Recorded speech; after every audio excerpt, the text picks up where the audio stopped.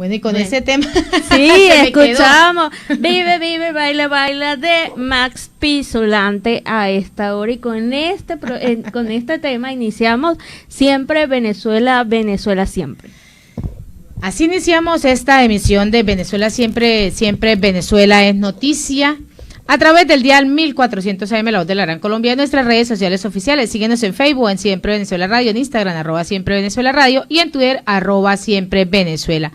Y en la página web www.siemprevenezuelaweb.com. Saludar en el control máster al señor Víctor Márquez y en las redes sociales a Alex Meneses. En la producción a Vanessa Chacón, Gabriela Parra, Alan Peralta con Registro Nacional 0715 y quien les habla, Nancy Pacheco, con Registro Nacional 0713 del Colegio Nacional de Periodistas Seccional Norte de Santander. Bienvenidos a una emisión más de Siempre Venezuela, Venezuela es Noticia. Iniciando mes, iniciamos ya la mitad de año. Iniciamos este segundo semestre del año 2021 y ese inicio de año lo iniciamos con una noticia no muy alentadora, porque se esperaba para el día de hoy la reapertura del eje fronterizo, pero lamentablemente el señor Bernal, el gobierno de Nicolás Maduro y el mismo gobierno de Colombia, por no llegar a ningún acuerdo, pues deciden que esta fecha sea para septiembre. Sí, así es, querida audiencia. Colombia extiende el cierre de frontera con Venezuela hasta el 1 de septiembre. El gobierno de Colombia emitió el decreto 580 este 31 de mayo, en el que se ordena la ampliación del cierre de la frontera hasta el 1 de septiembre. Obviamente esto trae muchas menciones, es el tema de hoy. Y no se esperaba para menos que la Cámara de Comercio de Cúcuta reaccionó y una vez más pidió al Ejecutivo Nacional y al de Venezuela dar apertura a los pasos binacionales. Esto afecta en muchos sentidos, en el sentido económico, en el sentido social, a ambos países, porque es la frontera más viva de América. O sea, de verdad necesitamos esa reapertura. Lamentablemente, pues el gobierno de Colombia lo extiende hasta el 1 de septiembre. Esperemos que por parte de Venezuela sea tiempo suficiente para sentarse a dialogar, sentarse a establecer qué es lo que necesita, porque las cartas de Colombia fueron muy claras. Yo quiero abrir. ¿Cuál es mi contraparte? ¿Cuál es mi espejo? El espejo fueron excusas, fueron que sí el COVID, que no, que la gente no, pero lo comercial sí. Ahora me pregunto yo, ¿en lo comercial no puede pasar también la bacteria del COVID-19? Esa pregunta que te está realizando, se la está realizando muchísimos oyentes y quienes están a través del Facebook Live, de las diferentes redes sociales, también se realizan esa pregunta, Gabriela. Y esa pregunta, quien la debe resolver es Bernal. Sí. Bernal, porque él está realizando esos negocios que están pasando por la trocha, que se están manejando allá y que en algún momento y en alguna ocasión dijo, bueno, acá los productos colombianos y sobre todo el producto café no se puede vender porque está pasando ilegalmente. Pero días después sale una marca de café, o sea, muy coincidencial, que sea en cabeza de Bernal, ¿no? O sea, lamentablemente así se están manejando esos niveles de corrupción. Entonces, el COVID, Bernal lo decía, Norte de Santander tiene unas tasas de COVID muy elevadas. No se permite, Freddy Bernal dice, no se permite el ingreso, esa reapertura del puente, porque Norte de Santander tiene las tasas de COVID muy altos y nos infectan aquí en este territorio venezolano. Cuando sabemos de antemano que el territorio venezolano, por no tener una inmunización, porque hoy en horas de la mañana se realizaba un análisis y el 1.1% en Venezuela es el que tiene inmunización. Se necesita el 70% de la inmunización y vamos para el segundo semestre con una tasa de 1,1% de venezolanos vacunados. Lamentablemente, todo lo que se está diciendo sigue en medio de esa bola de nieve, de ese cuento que ellos mismos lo repiten y lo repiten para ver si se lo pueden creer. Y Médicos Unidos de Venezuela reporta que recibe esta información de 20 nuevos fallecimientos del personal del sector salud con criterios por COVID-19, para llegar a 602, mientras voceros oficiales reportan que 2.629 pues son fallecidos totales en el país, y además que estos son víctimas y además son victimarios y se escudan en la información falsa. ¿Cuántos médicos se han venido reportando según no las cifras oficiales, sino las verdaderas cifras? Más de 600 médicos. Claro, y esto sigue ratificando las mentiras irresponsables del Ministerio de Salud en Venezuela, que decía, no, yo ya vacuné a mi personal sanitario. A ver, para la audiencia y para la gente en redes, la vacuna no permitiría que una persona que se contagie externamente, no por inmunización, de una vez creados los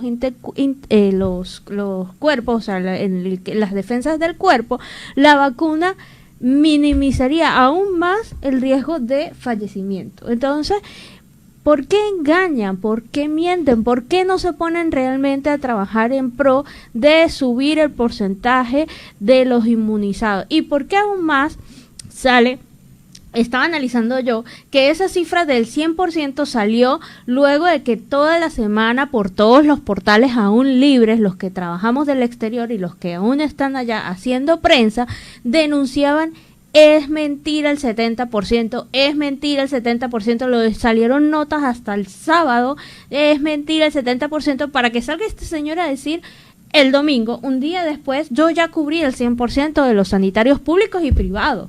O sea, cuando realmente se sabe que en el sector privado es menos el porcentaje. Si en el sector público rondeaba el 40-45%, en el sector privado no iba ni la mitad de eso. Entonces, responsabilidad con lo que se comunica al pueblo. No estamos de verdad para estar improvisando sobre una enfermedad tan cruel, tan abundante como lo es el COVID-19. Es que eso lamentablemente, es que hoy, y como lo estoy diciendo, hablan de ese porcentaje y a la fecha solo es el 1,1%. Estábamos en el 0,8% la semana anterior, hasta la semana anterior. Tenemos a la fecha, o sea, a día de hoy, 1,1%. No pueden decir que está el personal sanitario vacunado cuando ni siquiera existe la posibilidad, porque primero les dieron que era con el carnet patria. Los retiraron de muchos sitios donde le dijeron van a vacunarse, van con quienes tengan el carnet patria, pueden vacunarse. Ahora sale un nuevo comunicado donde se dice que se tienen que registrar, que con la cédula, y les va a llegar un mensaje donde en ese mensaje le van a decir, bueno, con su número de cédula usted puede ir a realizarse la inmunización. ¿Y qué se está manejando? 2 vacunas, la rusa y la china. Esas son las 2 vacunas que se están manejando nada más. ¿Pero a cuánto personal le va a llegar? Ahí está ese interrogante que siempre se viene manejando. Pero también en el día de hoy, Fundarredes, pues habla en cabeza de Javier Tarazona, de la ONG Fundarredes, cómo confirman esa liberación de los militares venezolanos secuestrados por la FARC en Apure, y además denuncia la desaparición de 2 más que aún no se tiene reporte. Pero vamos a escuchar lo que dice Javier Tarazona. Hoy 31 de mayo a las 8:30 de la noche en Fundarredes queremos expresar que tenemos conocimiento de la liberación de los 8 prisioneros de guerra que estaban en manos del grupo terrorista de la FARC en su frente 10º. Estamos hablando de la liberación de los militares Giancarlos Behemón, Johnny Hawái, Álvaro Junior Flores, José Antonio Ramos, Steven José Aular, Luis Cova, Paul Hernández y José Torres.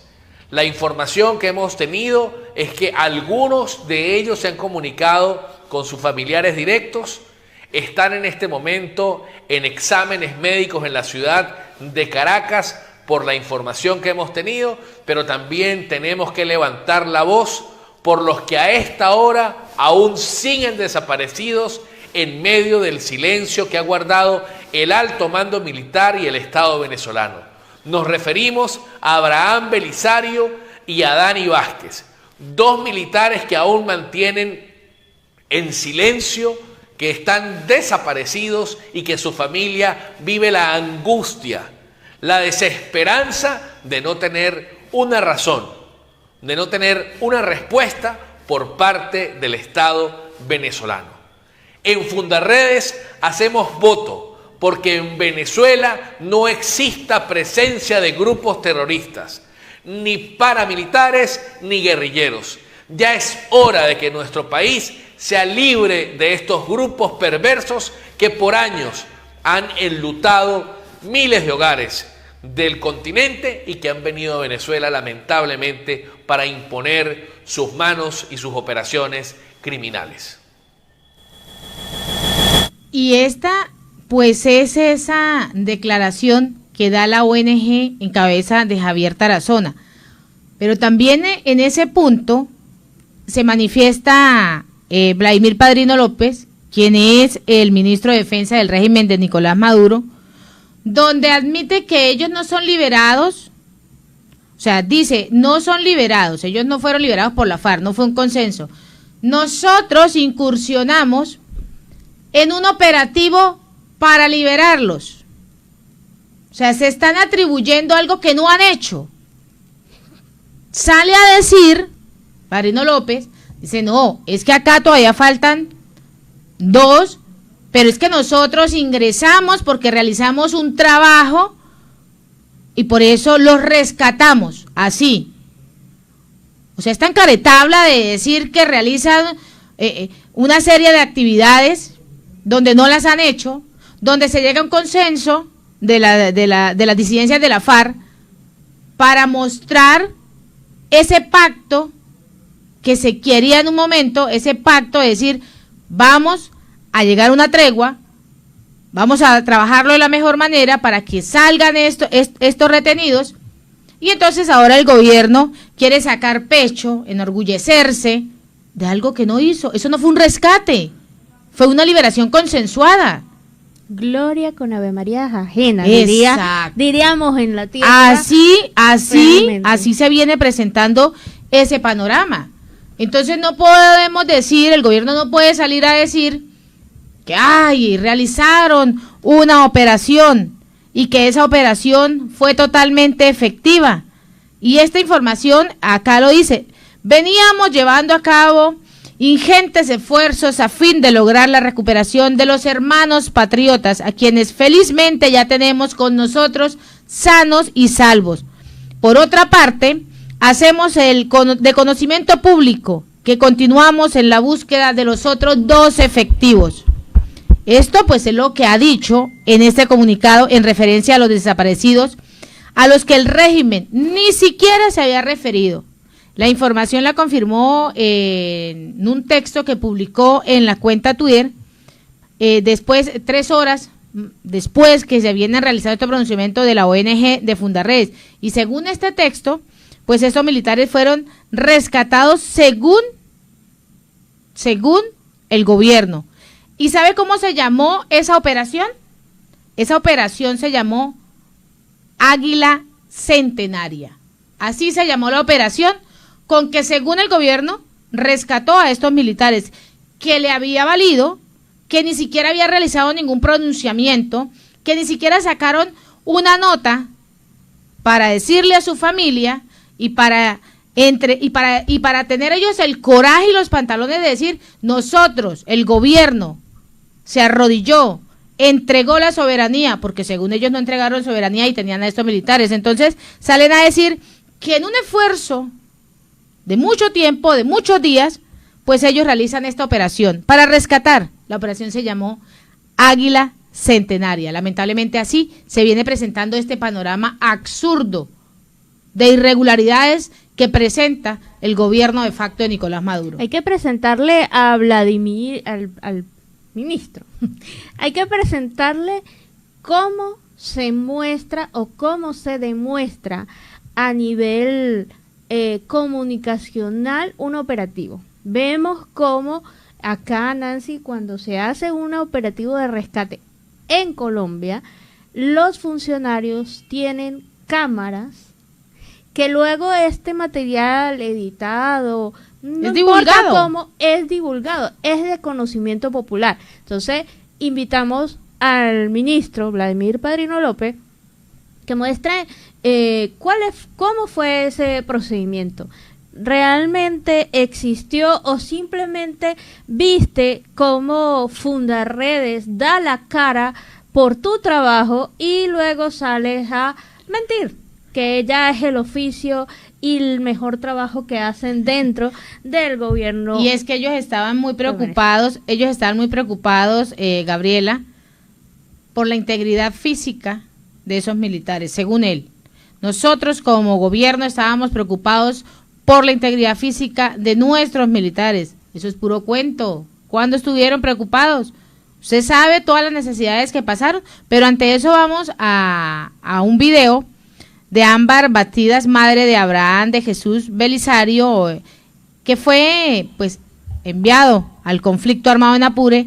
Luego de 40 días, pues no ha logrado que el Estado venezolano le dé respuestas por su hijo. Escuchemos lo que dice esta madre angustiada.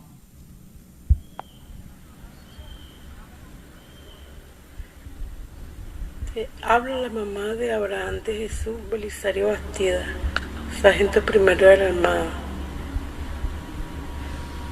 Me salió para Apure un enfrentamiento el 23 de abril. Ya estas son horas que no sé nada de mi hijo. Ya se ha pasado mucho tiempo. Nadie me da respuesta, nadie me dice nada. Yo quiero para que por favor, quiero saber de mi hijo. Ya no aguanto tanto tiempo sin saber de mi hijo. Por favor. Yo quiero saber de mi hijo.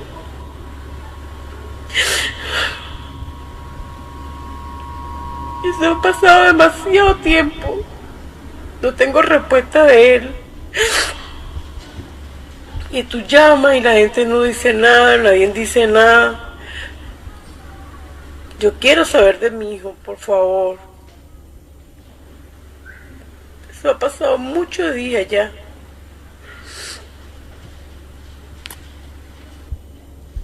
Ese es el llanto desesperado de una madre al no saber de su hijo, para que hoy el gobierno salga a decir que ellos están muy preocupados y que su prioridad es su gente, cuando ni siquiera han mostrado el más mínimo decoro en salir a dar ese comunicado, en salir a informar, que es lo mínimo que debe hacer el gobierno, y no salir en últimas a decir que están realizando acciones que no han realizado y atribuirse situaciones que ni siquiera son manejadas por ellos. Así se está presentando. Este es el dolor de esta madre y así existen muchas en este momento, y así existen no solo la de esos militares, sino de esos 6,000 venezolanos que salieron en medio de ese conflicto, que les tocó cruzar por la frontera colombiana, por el Arauca. Así han salido y así quedaron. ¿Cuántos han respondido por los muertos de ese tiempo, de marzo, del 23 de marzo que se inicia todo este medio proceso? ¿Se han pronunciado? ¿Les han dado para recuperar lo que perdieron? Porque llegaron abusivamente y acabaron con todo. Entonces, no se atribuyan. El gobierno no se debe atribuir absolutamente nada. Así es, Nancy. Bueno, en Siempre Venezuela siempre seguimos informando. Arias Cárdenas y Di Martino, virtuales candidatos a la gobernación del Zulia y a la alcaldía de Maracaibo. Bueno, seguimos, lo decía María Corina en su alocación. Estas elecciones va a servir para ver quién le quiere lavar la cara al gobierno. Bueno, empecemos con la lista. Arias Cárdenas, Di Martino. Mientras que para la alcaldía de Maracaibo 4 nombres se disputan la silla del Salón Udón Pérez en el edificio administrativo de la municipalidad, entre los que se encuentran Giancarlo Di Martino y el actual cónsul de Venezuela en Roma. Se alzaría con un 38.2%. Willy Casanova, actual alcalde de Maracaibo, va con 37.4% de verdad. Mientras que el Parlamento, Fidel Madroñero se ubicó en la tercera casilla con 22. Dicha encuesta fue realizada por el periodista Vladimir Villegas en su cuenta en Twitter. En este momento, en Siempre Venezuela, Venezuela Siempre, pues nos unimos a ese llamado que hace toda la comunidad internacional, de que ojalá se pueda volver a dar elecciones, pero elecciones reales, libres y donde se respete el derecho a elegir del venezolano. Y en Siempre Venezuela, Venezuela Siempre, vamos a nuestra primera pausa comercial y musical. Bueno, y Carlos Parra junto al Rafael Pollo Brito nos amenizaba la tarde con Entre tus brazos. De verdad quedamos así como todas románticas. Entre tus brazos, así han quedado en la nota que vimos anteriormente esos militares que llegaron al seno de su familia, entre tus brazos, saliendo de todo ese calvario que vivieron. Pero seguimos acá, en Siempre Venezuela, Venezuela es noticia, a través del dial 1400 AM, la voz de la Gran Colombia, de nuestras redes sociales oficiales. Síguenos en Facebook, en Siempre Venezuela Radio, en Instagram, @Siempre Venezuela Radio, y en Twitter, @Siempre Venezuela. Y en la página web, www.siemprevenezuelaweb.com. Así es, bueno, a la fecha se han contabilizado 3.54 millones de muertos a causa del COVID-19. Por parte de la Organización Mundial de la Salud, estima incluso que si se tiene en cuenta la sobremortalidad vinculada al COVID-19 directa o indirectamente, el balance de la pandemia podría ser 2 o 3 veces más elevado que el registrado oficialmente. Este balance fue realizado utilizando datos de las autoridades nacionales recopilados en las oficinas de las AFP y con información de la Organización Mundial de la Salud debido a correcciones de las autoridades o la publicación tardía de los datos. El aumento de las cifras publicadas en 24 horas puede no encajar exactamente con los números del día anterior y basado en eso, pues volvemos a que en muchos países hay delay en las cifras, hay falta de comunicación con la Organización Mundial de la Salud y en otros, como en Venezuela, está la inexistente comunicación de cifras reales. Cuando siempre vemos un mapa mundial de los casos de COVID, Venezuela, Cuba, Rusia, y hay como 2 países más que ahorita se me escapan, siempre aparecen como en grisecito, negrito, oscurito, porque los regímenes de dichos territorios prefieren ocultar información. Y hablando de COVID, de cifras, pues el personal sanitario del Hospital del Tigre se encuentra en paro totalmente indefinido. Los trabajadores denunciaron que no cuentan con las condiciones ni los insumos necesarios para prestar esta atención médica a los pacientes, especialmente aquellos que ingresan en condiciones críticas en el área de emergencia. Pues el personal sanitario que labora en el área de emergencias del hospital, doctor Luis Felipe Guevara Rojas, mejor conocido como el Hospital del Tigre, pues se encuentra en paro indefinido desde el pasado 29 de mayo. Los trabajadores denunciaron que no cuentan con estas condiciones ni los insumos necesarios para prestar esta atención médica a los diferentes pacientes. Robeli Marcano, médico residente de este hospital, dijo a Radio Fe y Alegría Noticias que han enviado muchas cartas a las diferentes autoridades para quejarse de estas condiciones de emergencia que se vienen presentando y aún no han recibido ningún tipo de respuesta ante esta situación. La emergencia no es la idónea para recibir a pacientes críticos como los que sufren los infartos, ya que requieren un apoyo vital avanzado y no contamos con esos equipos. Esto pues es lo que viene explicando este médico residente. También denunció que por parte de la directiva del Hospital del Tigre no se hace ninguna gestión oportuna para el traslado de estos pacientes a otros centros de salud donde puedan ser atendidos. Lamentablemente la situación se viene presentando de esta manera. La doctora también ha reclamado que también ingresan pacientes con COVID-19 y que son bastantes en esta área donde se encuentra un personal y una cantidad de pacientes con diferentes patologías. Y en medio de todas esas patologías pues se exponen a los diferentes contagios en áreas que no tienen asepsia, en áreas que no tienen protocolos de bioseguridad, con personal médico de primera línea y de sanidad que no tienen los protocolos porque el mismo gobierno ha sido tan indolente a la fecha que en medio de de lo que llevamos de pandemia, año y medio, no tienen guantes, no tienen tapabocas, tienen que reutilizar el tapabocas en medio de una pandemia, no tienen los trajes especiales y aún así ellos lo han recalcado. No solo son pacientes de COVID-19, son pacientes con otras afectaciones que también están requiriendo de atención y que tampoco se está gestionando para que sean trasladados a otros sitios asistenciales. Pero tenemos a un video sí, en este momento. Petra Hernández es la madre de Dani Vázquez, quien se encuentra desaparecido desde el pasado 23 de abril, cuando fue enviado en una operación militar al estado Apure. Desde ese momento sus familiares perdieron contacto. Veamos el video. Buenos días.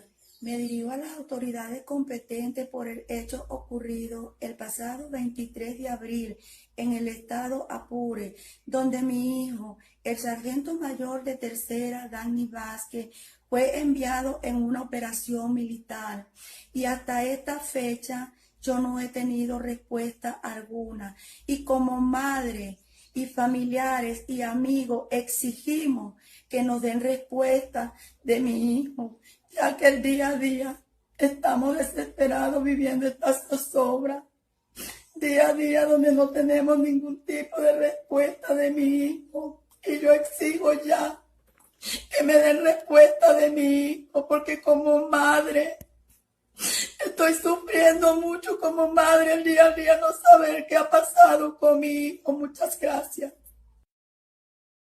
Esto es lo que se ve a diario y es ahí a donde el gobierno indolente, un gobierno sin corazón, un gobierno que le da lo mismo ver sufrir a su pueblo, ver salir a más de 6.5 millones de venezolanos por diferentes trochas a pasar necesidades, de permitir desde el gobierno de Hugo Chávez a este gobierno a continuar apoyando y a entregar la soberanía a las disidencias de las FARC y a las disidencias de la FARC y a las disidencias del ELN, amparadas por el propio gobierno, para que estos militares que enviaron a la boca del lobo, porque aparentemente ellos tienen una especialidad, ellos están dentro de grupos especiales, pero los soltaron allá, en la boca del lobo.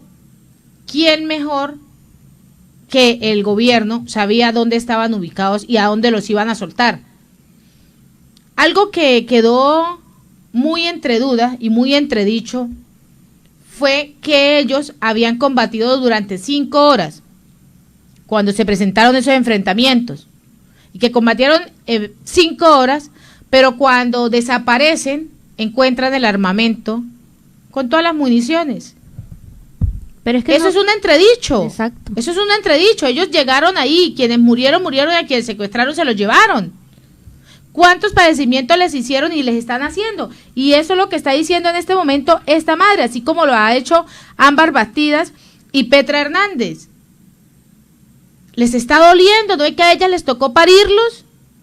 Y así existe la mayoría de las madres de los militares que están en Venezuela y que también han alegado, que en el día de ayer también alegaban por cómo son esos maltratos que les están dando, por las humillaciones, por el hambre que están aguantando, porque tienen unos sueldos totalmente irrisorios y no el gobierno como sale a decir, nosotros sacamos pecho porque es que estábamos haciendo acciones, estábamos trabajando para que el pueblo venezolano, nosotros no sabemos por qué salen, por qué se van si aquí tienen todo.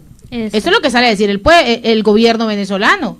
Lamentable, y de verdad que se paran los pelos de la necesidad de esta madre y de la otra madre que teníamos en el programa de hoy. Yo creo, Nancy, que si hacemos un programa de denuncia de personas desaparecidas o secuestradas o presas sin justificación, todos estos crímenes de lesa humanidad, nos haría falta muchos programas y sería de verdad una ventana terrible para que la persona viera. Pero mira, que la luz de la justicia, yo, a mi parecer, creo que no va a tardar mucho en llegar. Fíjate esto.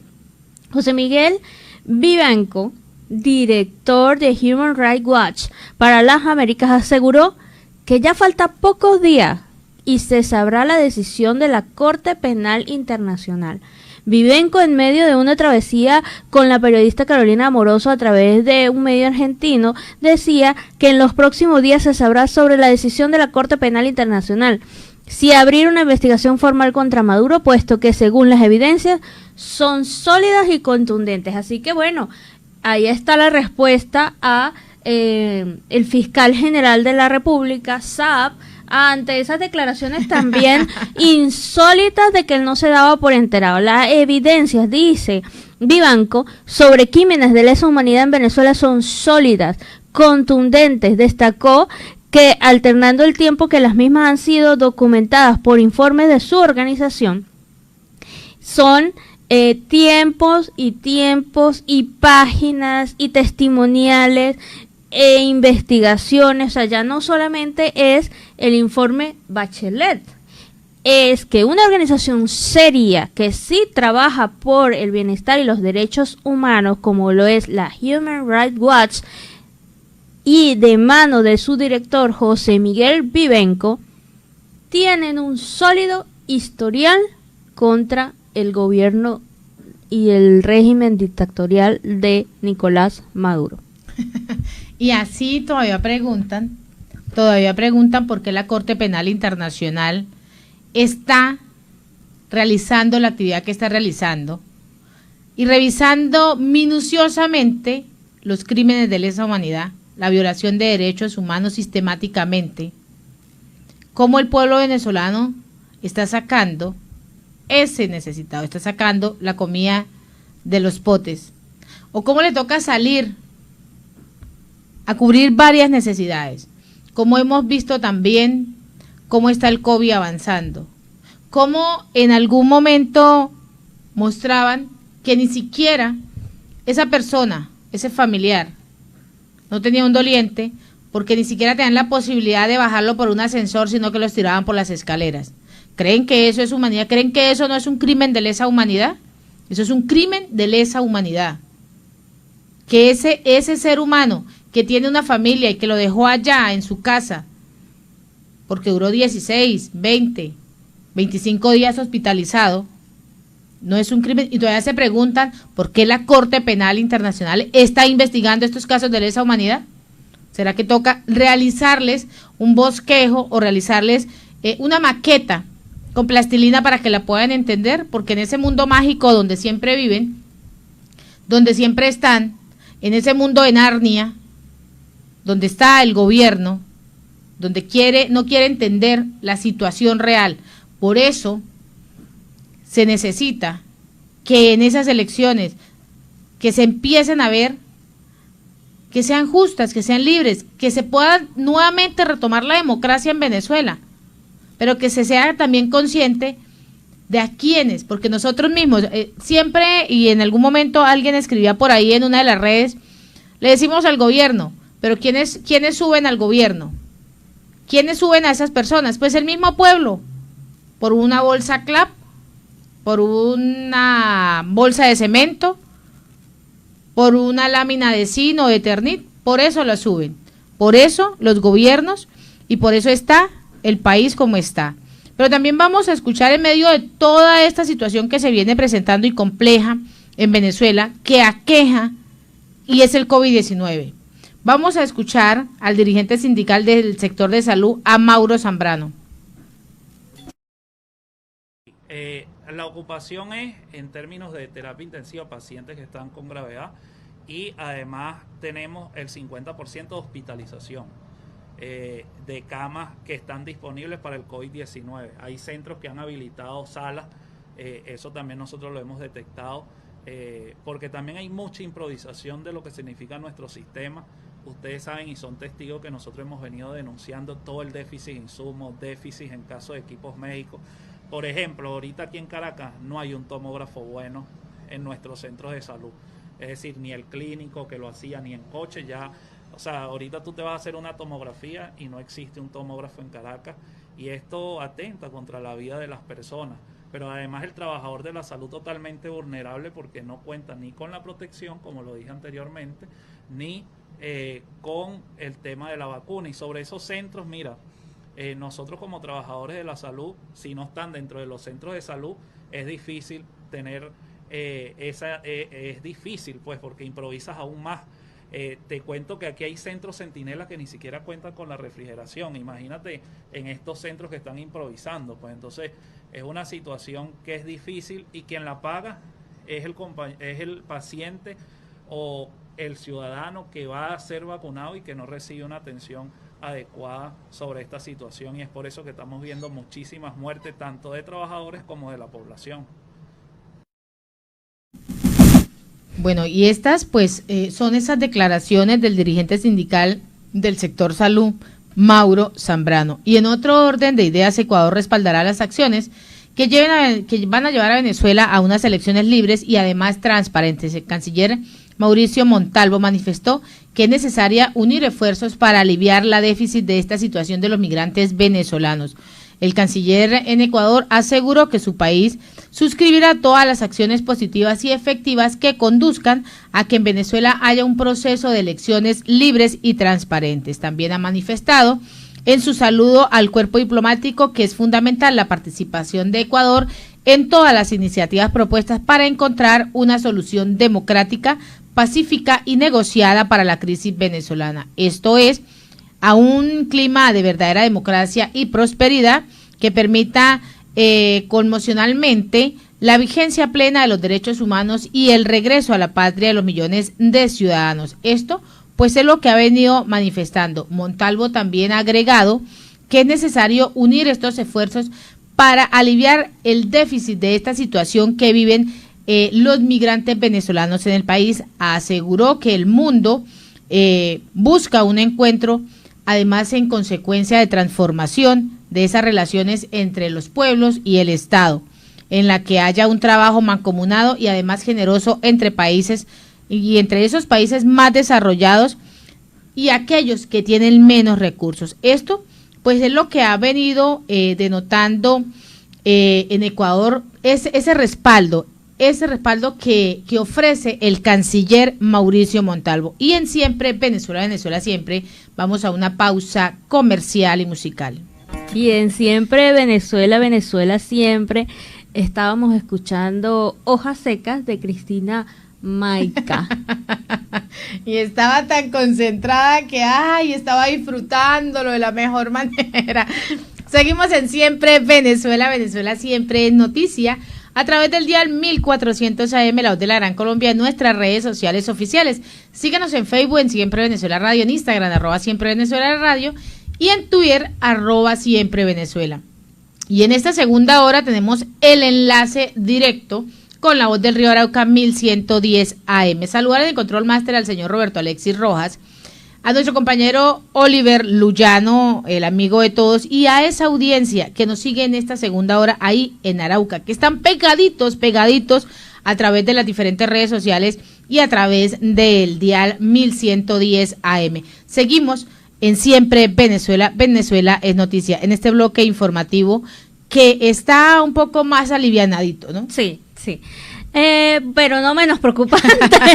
Es que no dan descanso, de verdad. Bueno, empecemos. José Luis Pérez, presidente de la Federación Venezolana de Organizaciones Productoras de Arroz, decía o nos indicaba que hay un incumplimiento en la meta de siembra en este rubro para el 2021. Argumentó que esta situación obedece a la falta de, adivina, gasoil, que afecta a todo el país y que pone en riesgo el abastecimiento de alimentos. En este caso, él hace una lupa sobre el rubro con el que trabaja su organización, que es el arroz, que es el acompañamiento especial en todos esos ricos almuerzos, tanto venezolanos como colombianos, porque ahí compartimos ese contorno fácilmente. Entonces, pero un almuerzo, muchos se quejan, un almuerzo sin arroz no es almuerzo. No es almuerzo. Bueno, entonces, de verdad, hay que garantizar esta producción. Dice él, al paso que vamos, no creo que vayamos a sembrar las 60.000 hectáreas que se suelen hacer. Actualmente la distribución del gasoil la hacen con tambores de 400 litros bajo una lista de programas de producción, lo veníamos mencionando, que pasaron por el Ministerio de Agricultura. Entonces, volvemos y recalcamos, el gobierno pone un límite por productor de gasoil. Las matemáticas es un tema que hemos venido diciendo, creo que fue una materia raspada por todos los ministros y cabezas del gobierno. ¿Por qué? Pero ¿por qué le das el raspado? El raspado son como, si va de 1 a 10, está en 6, pero si va de 1 a 5, está en el 3.5, ¿no? El raspado, ¿no?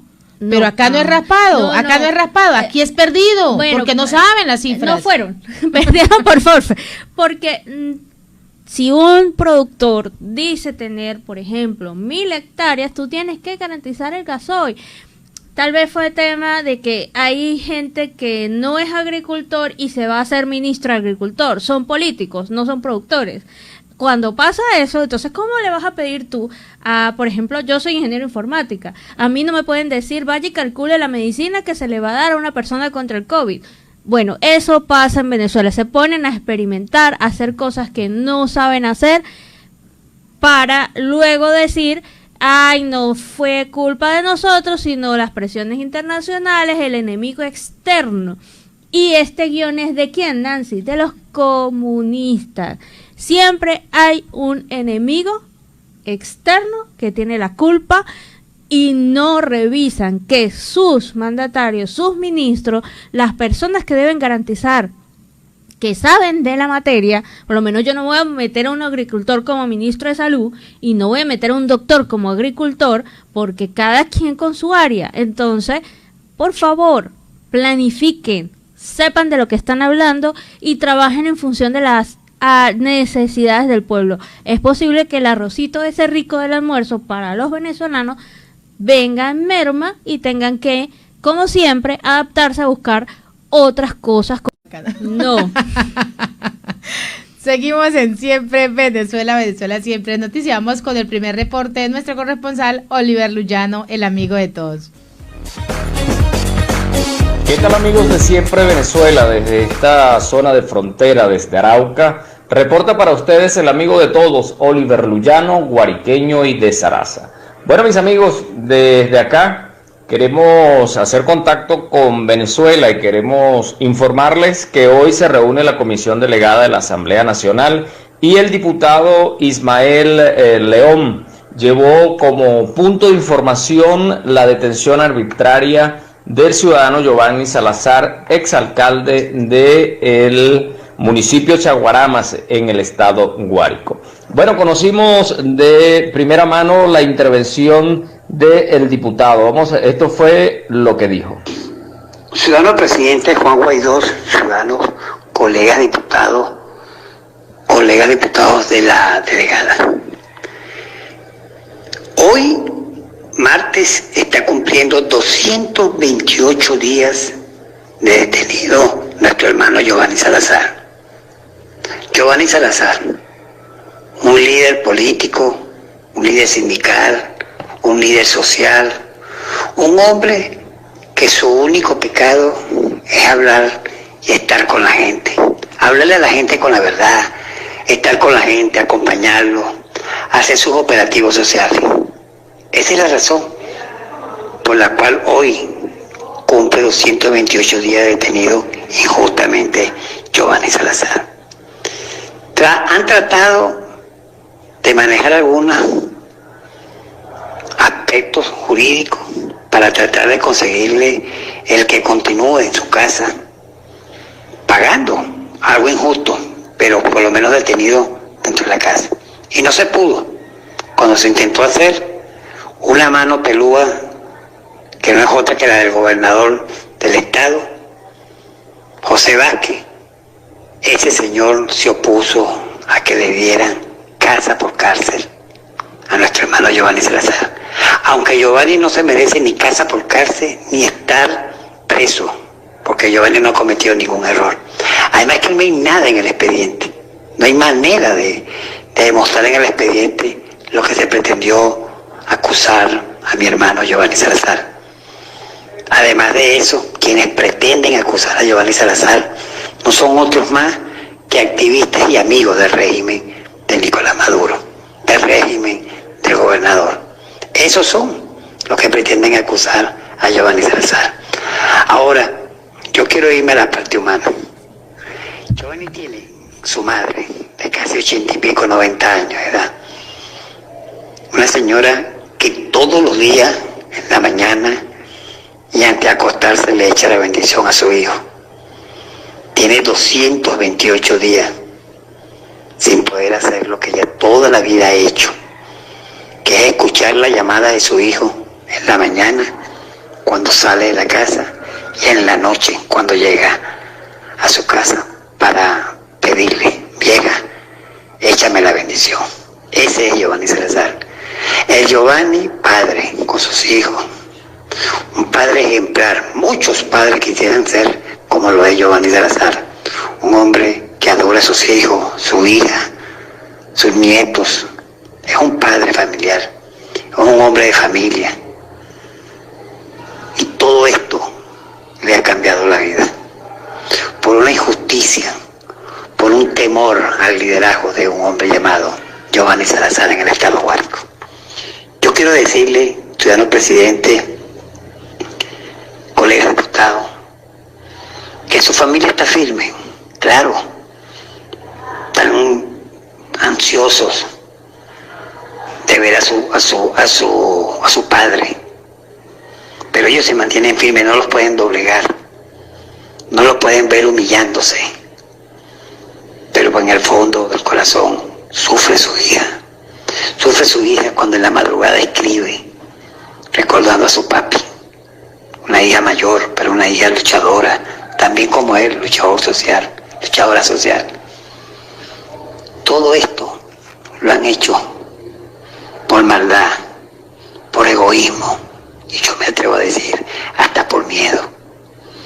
Y sépase, señores del gobierno, señor gobernador, que está ahí usurpando unas funciones porque usted todavía no se ha contado como se debe contar para que vea la pena que le van a dar en el estado Guárico, porque además de estar ejerciendo un cargo que no fuiste electo como debe ser, con todo y eso no lo sabes ejercer. Se ha muerto cualquier cantidad de gente de COVID en Guárico por tu irresponsabilidad, porque es por tu irresponsabilidad que ha muerto la gente. Quiero decirte, José Vázquez, que arriba hay una cosa que se llama la justicia divina. La justicia divina. Y a ti te va a llegar. A ti te va a llegar esa justicia divina. Tendrás que pagar todo el mal que le han hecho a la familia Salazar, a los hijos, a la madre de Giovanni Salazar. Señor presidente, yo sé que usted, que lo ha nombrado en varios eventos, como a él, a muchos otros presos que están injustamente, sé que luchará porque tengamos la libertad de Giovanni Salazar. Yo les pido a mis colegas diputados, no lo olvidemos. Es un líder social, es un gran hombre. Que Dios y la Virgen lo proteja mucho. A mi hermano Giovanni Salazar. Bueno, mis amigos, allí tenemos la intervención del diputado Ismael León ante la situación de detención del exalcalde Giovanni Salazar. Él acusa directamente al ciudadano gobernador José Vázquez por la detención ilegal, como lo destaca el diputado León, de este ciudadano. Ya son más de 200 días preso, detenido. La familia tiene alrededor de un mes que no conoce de su estado de salud, que no ha tenido contacto con él. Y bueno, estas son una de las situaciones que nos hacen se nos hace crear varias interrogantes de cara a un proceso electoral donde se está negociando condiciones. ¿Qué pasa con los presos políticos? Son más de 400 personas, líderes sociales, líderes políticos que hoy están cumpliendo condena injustamente en los calabozos del régimen. Bueno, mis amigos, desde esta zona de frontera reportó para ustedes el amigo de todos, Oliver Luyano, guariqueño y de Zaraza. Adelante. Y esta es la lamentable situación que se viene presentando con los presos políticos. 228 días donde su familia no sabe, no conoce, no le han realizado ningún juicio y así están más de unos. Y esos presos políticos, no solo José Vázquez, no solo quien está ahí, a quien culpan a José Vázquez, que fue quien realizó esa retención de Salazar. Y así existen muchos más presos políticos. En medio de eso también está el colega periodista, más de un colega periodista, donde arbitrariamente están ahí pasando el aislamiento, el maltrato físico y psicológico, donde no tienen salud, donde no tienen alimentación, donde sus grados de desnutrición, porque se ha venido reflejando, los grados de desnutrición de los presos políticos cada día aumenta más. Y cada día aumenta más también, Gabriela y audiencia, el hecho de que ellos no tengan la posibilidad de poder ver a su familia, ni siquiera les permiten el ingreso de sus abogados para poder conocer por qué les están juzgando, porque es que al gobierno no le conviene un líder sindical, al gobierno no le conviene que alguien hable de la forma en como ellos están actuando, por eso han realizado estas detenciones, y por eso la señora Ámbar Batidas, que su hijo apenas tiene 40 días, imagínense el desespero, de 40 días, y de lo mismo el hijo de la señora Petra Hernández, con 40 días. Esta persona lleva 228 días. Y así, por ese mismo nivel, está más de uno. Lamentablemente esta es la situación que se está viviendo de violación de derechos humanos en Venezuela, de casos de lesa humanidad. Por eso la Corte Penal Internacional y todos los organismos internacionales de derechos humanos deben actuar ya para que pare toda esta grave crisis que se presenta en nuestro país, hermano Venezuela, en ese país que era un país de los mejores de Latinoamérica, el cuarto país con la mejor economía, el cuarto país que le brindaba absolutamente todo, las garantías. No existía, era el país que no tenía y que nunca había presentado migración, y que en este momento es el que más migración está presentando. Entonces, ahí está, los niveles de pobreza, está más pobre, está casi por debajo de Haití. Lamentablemente, esa es la situación que se está presentando en este momento.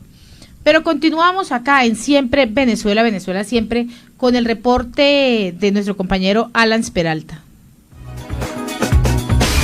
Este fue el reporte especial en la voz de Alan Peralta, desde Estados Unidos. Desde Estados Unidos, el reporte especial en la voz de Alan Peralta.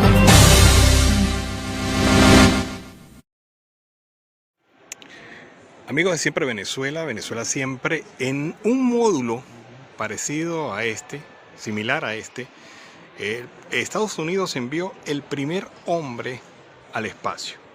Este era el proyecto Mercury, un proyecto que buscaba liderizar en materia aeroespacial esta guerra que llevaba la Unión Soviética y Estados Unidos.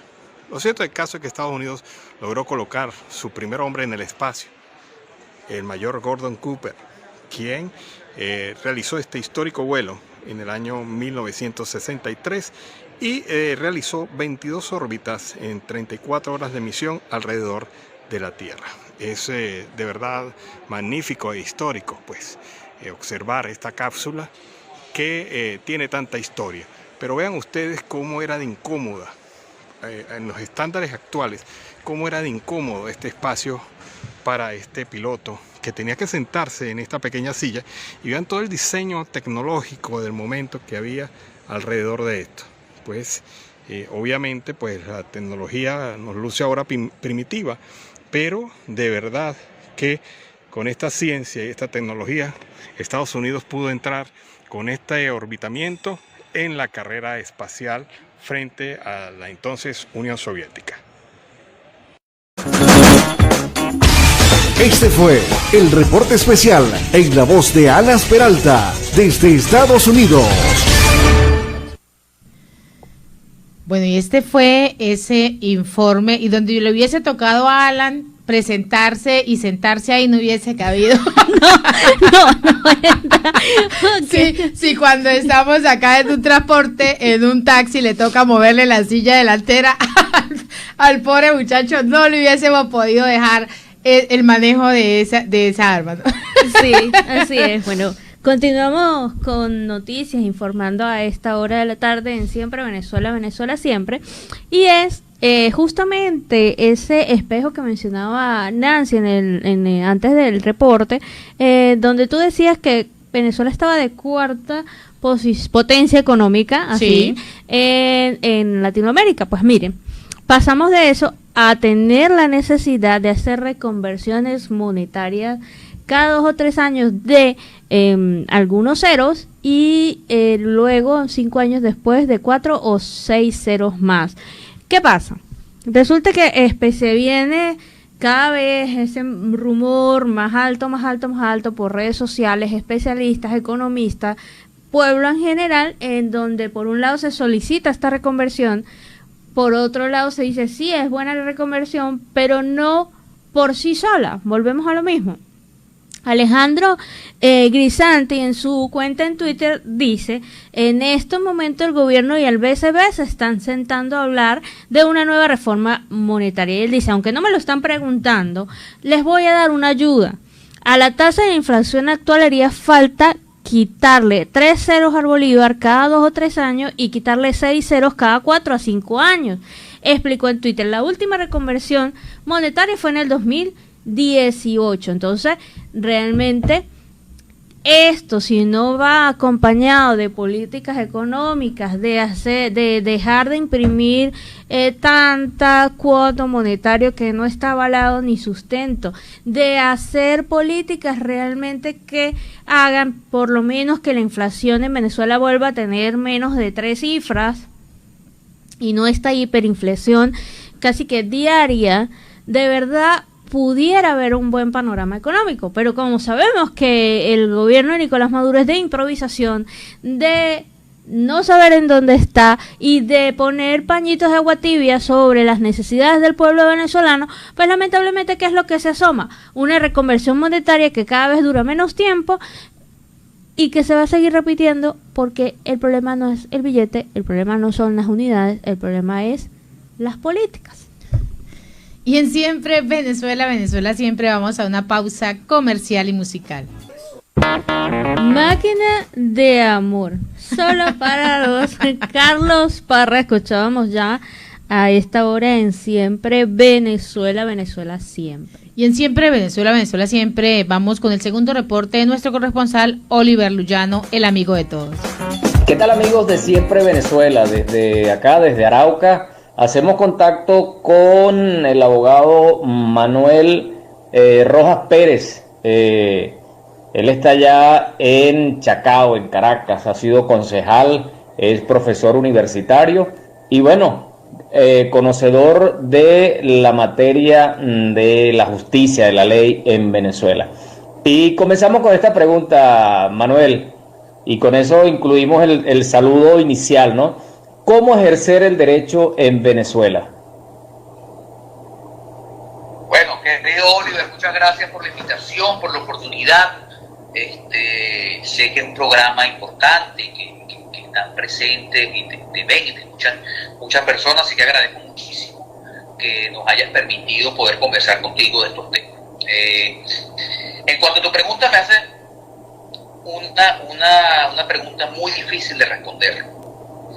Porque Venezuela hoy, y esto no es un secreto para nadie, es que yo estoy descubriendo el agua tibia, pero la verdad es que el Estado de Derecho en Venezuela está en un día, un Estado de Derecho prácticamente inexistente, y en ese sentido ejercer el derecho se hace sumamente complicado.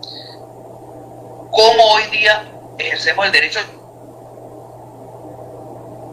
Pero que aún quedamos en Venezuela ejerciendo el derecho. Bueno, mira, de estar tratando todos los días que a pesar de los obstáculos, ir a un tribunal, tratar de conseguir un expediente, a pesar de que el expediente te lo van a haber movido el tribunal de un día para otro sin avisarte, a pesar de que a tu cliente le pueden haber quitado una propiedad mediante una sentencia que nunca le notificaron, a pesar de eso, estar día a día,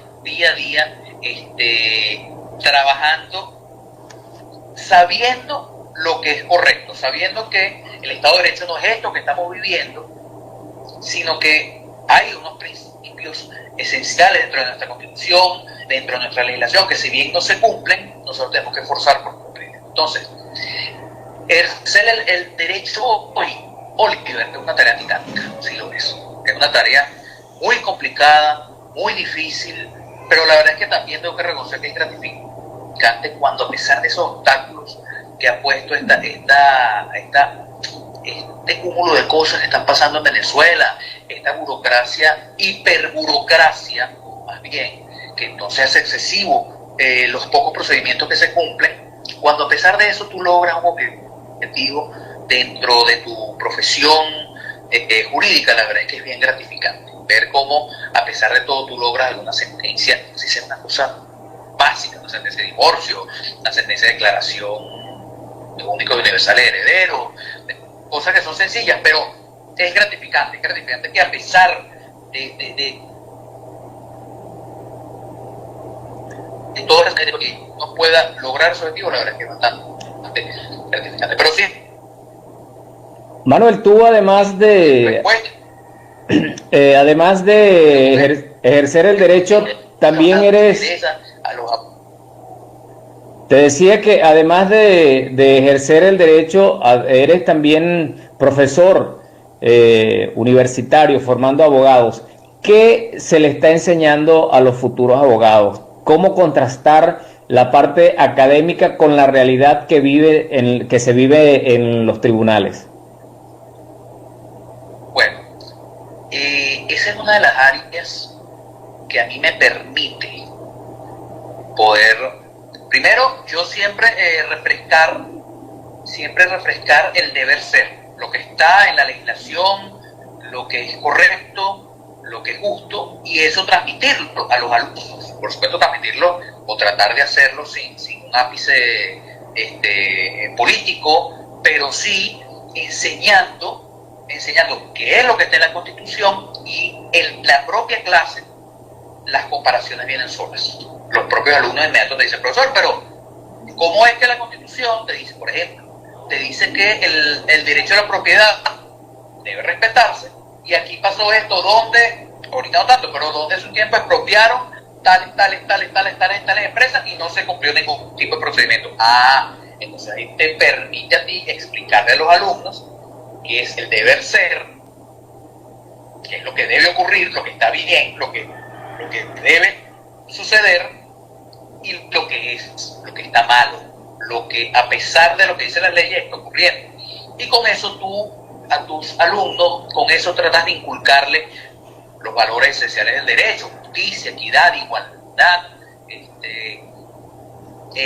todos los temas que lo que tú alegas debe ser probado, que deben cumplirse los procedimientos básicos y mínimos para respetar el derecho a la defensa, el derecho al debido proceso. Esas cosas que hoy día no vemos. Bueno, las clases son un excelente espacio para poder inculcar esos valores. Entonces, ¿qué se enseña hoy día en Venezuela en las aulas de derecho? El deber ser. Lo que estamos dando clases en Venezuela, pues la verdad es que es difícil, de nuevo, y hay que ejercer la profesión, pero nos permite, digamos, las mismas realidades, el mismo entorno nos permiten explicar cuáles son los principios, cuáles son las cosas que deberían ser anuladas por un tribunal, o las cosas que no debería cometer la administración pública, con base en las propias realidades, los ejemplos de la vida cotidiana que vivimos. A mí me tocó, rapidito, para culminar con tu pregunta, yo estaba dando clases, yo soy profesor de Derecho Constitucional y de Derecho Administrativo, y me tocaba dar clases de expropiación, justamente en los momentos más críticos, cuando las expropiaciones de Aguileña, de los actos, de los distintos actos en los llanos venezolanos, donde incluso una diputada, la diputada María Antonia Machado, en su momento increpó al entonces presidente Chávez sobre el tema de las expropiaciones. A mí me tocó en ese momento explicar en mi salón, en el salón de dar clases, qué es la expropiación. Entonces, por supuesto, el entorno te da posibilidades de hacer tus clases más gráficas, de hacer tus clases un poco más del contenido poder darle un poco más de ejemplos, no solamente el tema teórico, sino que además de todo, vean ustedes. Van a ver ven la realidad. Que podamos... Exactamente, eso es. Manuel, ¿cómo evalúas tú el Tribunal Supremo de Justicia? ¿Están realmente capacitados para las funciones? Mira, el Tribunal Supremo de Justicia se ha convertido lastimosamente desde hace unos años, bueno, para acá, pero hoy día es más evidente. El Tribunal Supremo de Justicia se ha convertido en un órgano exclusivamente político. El Tribunal Supremo de Justicia en Venezuela no cumple con ninguna de las funciones que debe cumplir un juez. Ahí no hay igualdad, ahí no hay equidad, ahí la dama de la justicia no es ciega. Es roja, no es ciega, sino que es roja. Es ciega, no es ciega, tiene una muy buena vista, pero solo ve rojo. Es roja, sí, correcto. Solo ve un solo color. No es multicolor, no, ve un solo color. Este Tribunal Supremo de Justicia además se ha encargado de romper con todos los principios del derecho, con todos.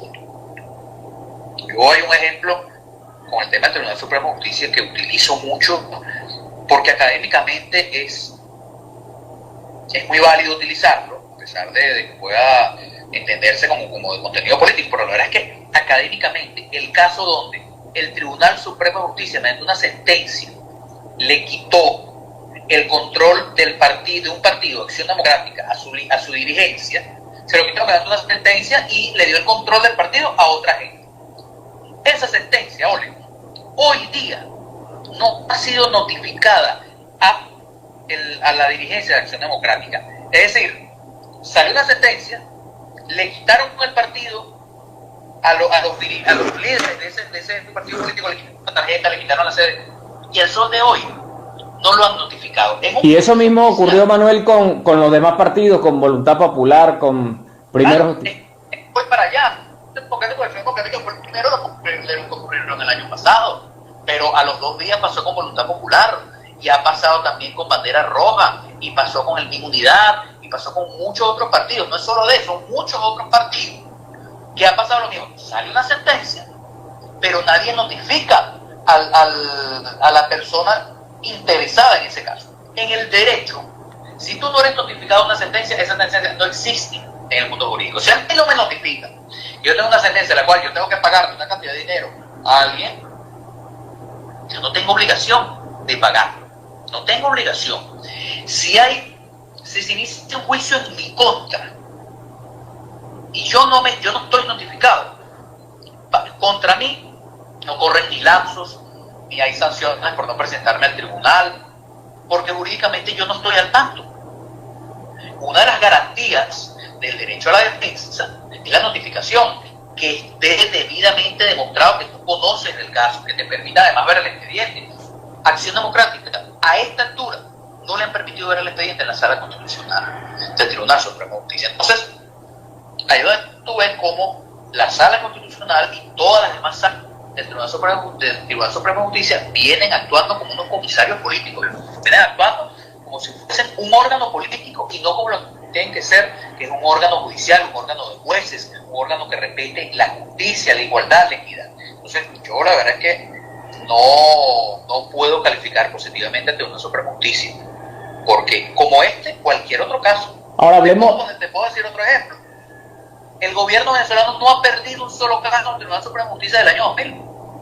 Este es el único gobierno que no pierde casos, cuando la estadística en el mundo es que la administración pública, ante tantas cosas que tiene, generalmente se equivoca y generalmente es responsable pecuniariamente, económicamente ante los ciudadanos. En Venezuela ocurre lo contrario. En Venezuela no hay un juez que se atreva a decir: usted, administración pública, se equivocó, usted tiene que pagarle los daños a ese carro porque estaba ese hueco o le cayó este poste de electricidad y causó un daño. Aquí no ocurre eso. Entonces, ahí tú ves el control total del gobierno. ¿Cómo evaluaríamos ahora la elección de la Asamblea Nacional y el nombramiento del Consejo Nacional Electoral?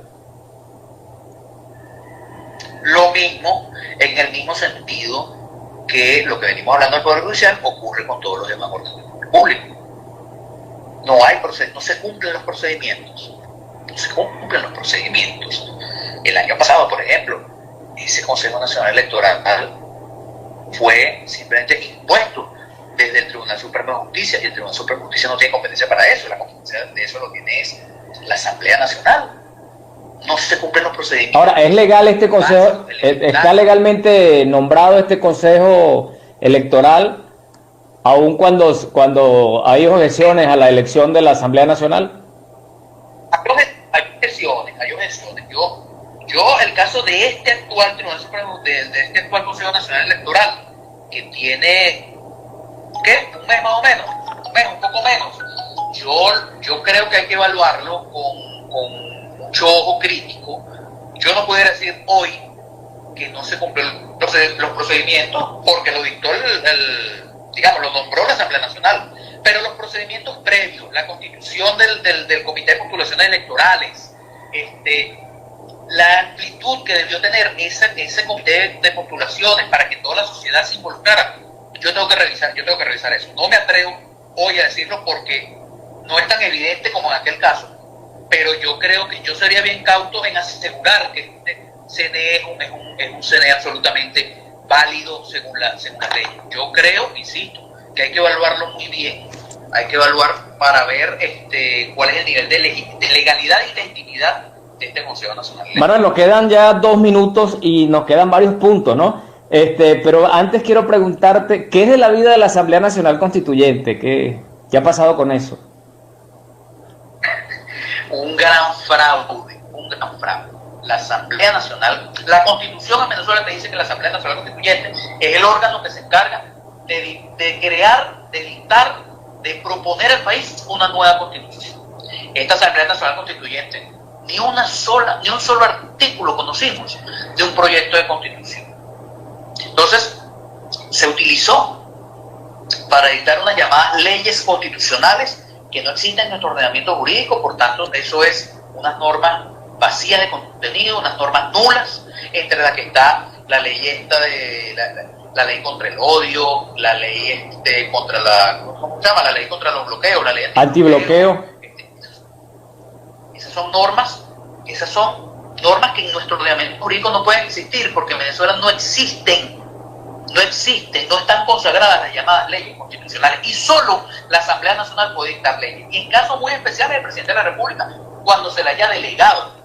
Pero la Asamblea Nacional Constituyente no tiene ningún tipo de competencia para dictar leyes. Entonces, la GNC, eso fue un fraude, no solo fue un fracaso, pero fue un gran fraude al pueblo venezolano. ¿Cuántos años tuvo esa gente allí instalada en esa asamblea y cuánto le generó eso en pérdida al país? Porque había que pagarle. Esa es otra cosa. Están ahí desde el 2017 y entonces la Asamblea Nacional Constituyente era la que aprobaba o no los presupuestos, que por cierto, el presupuesto por esencia debe ser público, lo dice la Constitución, lo dice la Teoría General del Derecho Público. Y en Venezuela no conocemos nuestro presupuesto del año 2017, no sabemos cuál es el presupuesto de Venezuela. Ahora, Manuel, ¿constituye un delito ejecutar un presupuesto que no ha sido aprobado por la Asamblea Nacional? Absolutamente. Lo dice muy claramente la Ley Orgánica de Administración Financiera del Sector Público, muy claramente. O sea, es una norma expresa, y lo dice también el Código Penal, lo dice también la Ley contra la Corrupción. Es decir, en un cúmulo de normas en Venezuela está establecido como delito ejecutar presupuestos sin que esté aprobado por el órgano que debe aprobarlo, que en este caso la Asamblea Nacional. Entonces, en ese sentido, lo que ha venido ocurriendo en ese orden de ideas, sin duda alguna es un delito. Y no lo digo yo de nuevo, lo dice la legislación venezolana. Ahora, ¿qué pasa con esos delitos, Manuel? ¿Hay que denunciarlos y que queden allí para cuando se restituya el Estado de Derecho? Mira, Oli, yo soy convencido de que los expedientes hay que irlos construyendo. A veces uno hace una denuncia, uno levanta la voz, hace algún tipo de actuación ante los órganos institucionales de la Contraloría General de la República, institucionales, y hay gente que te dice, bueno, estás perdiendo tu tiempo porque ellos no van a hacer nada. Es verdad, ellos no van a hacer nada. Por ahí está el expediente, yo tengo el recibido que yo hice mi denuncia. Algún día, cuando en Venezuela vuelva el Estado de Derecho, vuelva la institucionalidad, vuelva el que va a volver, Oliver, porque tarde o temprano tarde o temprano se va a imponer el deber ser en Venezuela. Eso ocurre en todas partes del mundo. En algún momento va a volver las intereses a Venezuela y va a volver la ruta democrática a nuestro país. Entonces, cuando eso pase, bueno, usted ya hizo su denuncia en su momento y no solamente ahí van a ser responsables de lo que usted está denunciando, sino además los que paralizaron durante X cantidad de tiempo esos procedimientos y esas la ejecución de esa denuncia. Ahí se amplíen. Claro. Bueno, Manuel, quedaron varios temas pendientes, espero que volvamos a conversar. Agradecido por este contacto. ¿Qué excusa para que conversemos de nuevo? Sí, señor. Bueno, muchas gracias, mis amigos, desde acá, desde Arauca, reportó para ustedes el amigo de todos, Oliver Luyano, guariqueño y de Zaraza. Adelante, Nancy y Gaby. Y así con este reporte de Oliver Luyano hemos llegado al final de una emisión más de Siempre Venezuela, Venezuela Siempre es Noticia, a través del dial 1400 AM, La Voz de la Gran Colombia, de nuestras redes sociales y en enlace con La Voz del Río Arauca 1110 AM. Agradecer en el control máster al señor Víctor Márquez y a Roberto Alexis Rojas, en las redes sociales a Alex Meneses, en Vanessa Chacón en la conducción de la producción, Gabriela Parra, Alan Peralta con registro nacional 0715 y quien les habló, Nancy Pacheco, con registro nacional 0713 del Colegio Nacional de Periodistas Seccional Norte de Santander. Hasta la tarde. Hasta la tarde.